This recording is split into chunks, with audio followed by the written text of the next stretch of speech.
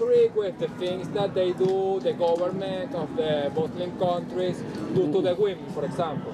Which government are we talking about? For example, that the women has to be with the face cover. Which government is that? Iran or Afghanistan. So Iran is first thing not an Islamic country, right? It's not an Islamic country, right? They have their own ideas. Secondly, women don't have to cover their face in Iran. That's just a false idea, yeah. Women or Afghanistan, for example. Afghanistan also, I mean, there are different rules that they're implementing now and all of that, which I don't know the rest of it. But are you agree with that? Do I agree that women should cover? Yes, it's in the Bible too, right? You know that, right? In the Bible. Oh, you didn't know that? Oh, well. Good thing I have a Bible here, right? Yeah, but so, I actually don't follow. Let me just show it to you so you can know, okay? But every woman who prays or prophesies with her head uncovered dishonors her head, for that is one and the same as if her head were shaved. For if a woman is not covered, let her also be shorn. But if it's shameful for her to have her head shorn or shaved, let it be covered, right? So this is the Bible. Yes. Yeah, no, I understand that. That is not the thing, because I don't follow. If you ask me, I don't follow any religion. You believe there's a God? I believe in God, okay, but not with a name, you know. Gotcha. I believe more like, you know, like energy. That is the energy. Yeah, right. that is the thing. It's but that energy have intelligence? Intelligence, wisdom, perception. So you believe in an energy with intelligence and perception that created us and created the universe? Yeah, but so wouldn't that be just believing in God then?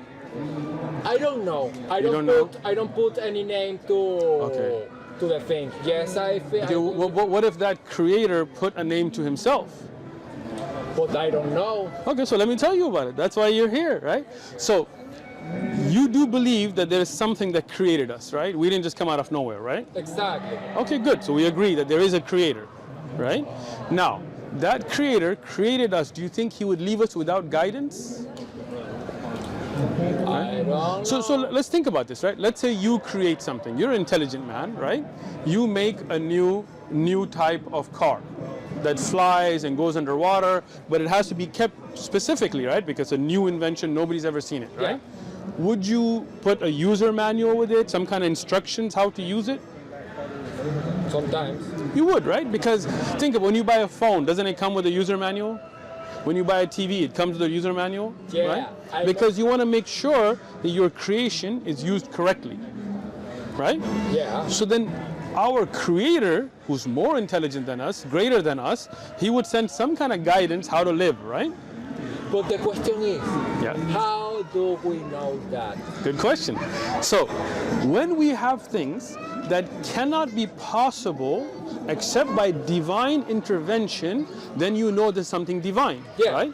Exactly. For example, can you split the moon? Yes. You can split the moon? No. You cannot, right? But the Prophet Muhammad, peace and blessings be upon him, and we have a video that shows all the evidences. In his time, he split the moon and brought it back together by the will of... I asked myself about those videos. What about those videos?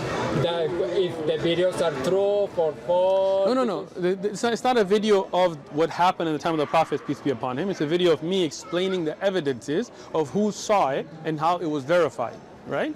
Watch the video later, right? But let me ask you, for example, this is the Quran, right? Yeah. So here in the Quran, in the 41st chapter, in the 11th verse, and he says, and then he directed himself over the heavens when they were like smoke, right?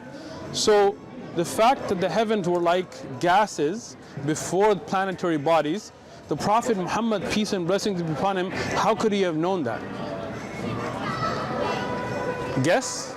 I know, yes. Okay, so let's say he guessed, okay. In Surah Al-Anbiya, in the 21st chapter, in the 33rd verse, and it is he who created the night and the day and the sun and the moon. All heavenly bodies go along, each in a rounded path, in an orbit. The fact that the sun and the moon and the planetary bodies have orbits was not known to the Arabs of the time. So if he guessed once and got it right, how did he get this right?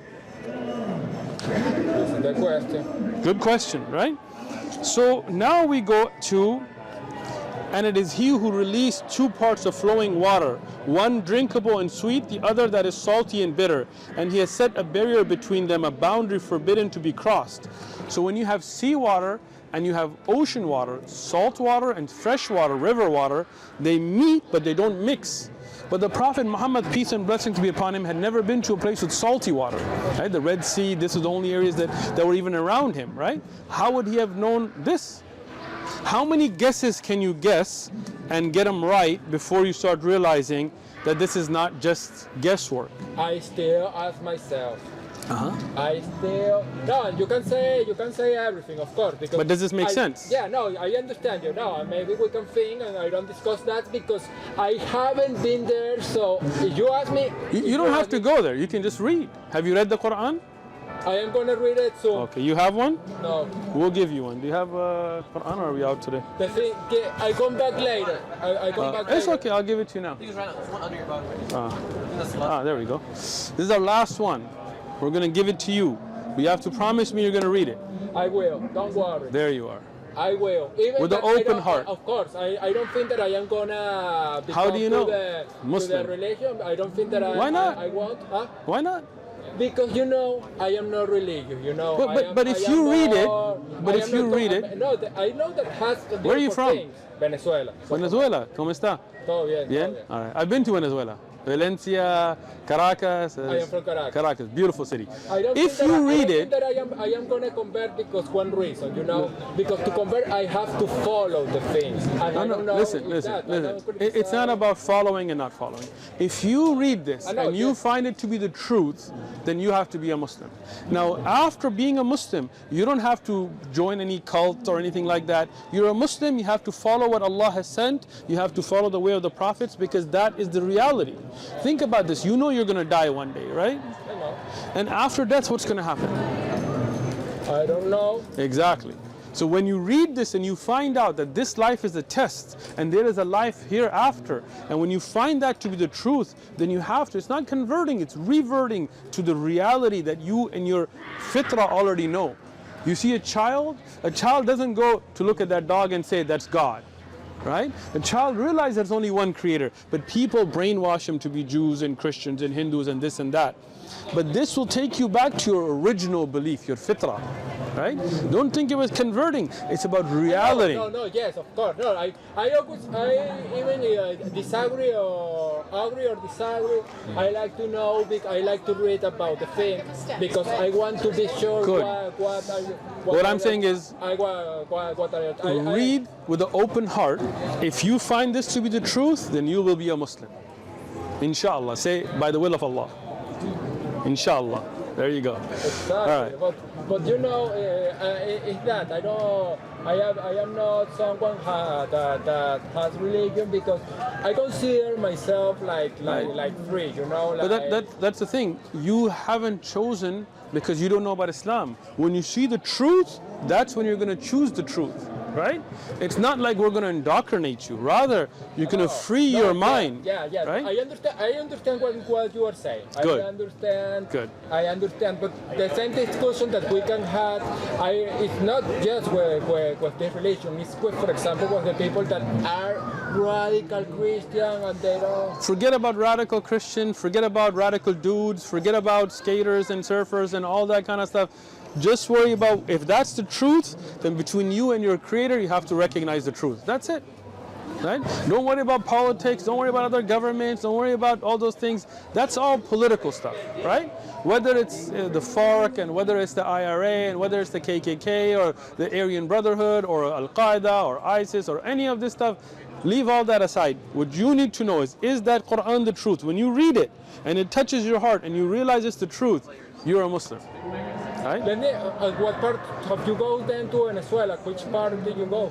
I went to Valencia and Caracas. When? Yeah. Oh, 1998 maybe, long time ago. Oh, okay. Yeah. Like tourist. I was visiting for da'wah, to call people towards Allah, yes. But kind of like tourism, yeah. Yeah, but long time ago. Thank you so much. Read. You're gonna read.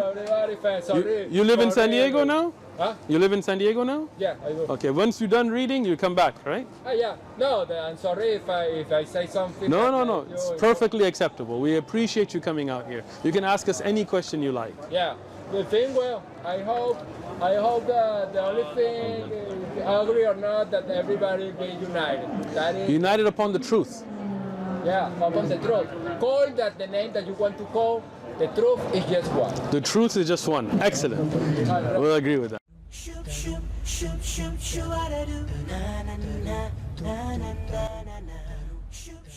إذا أعجبك الفيديو لا تنسى الإعجاب والتعليق، ولكي يصلك كل جديد اشترك الآن.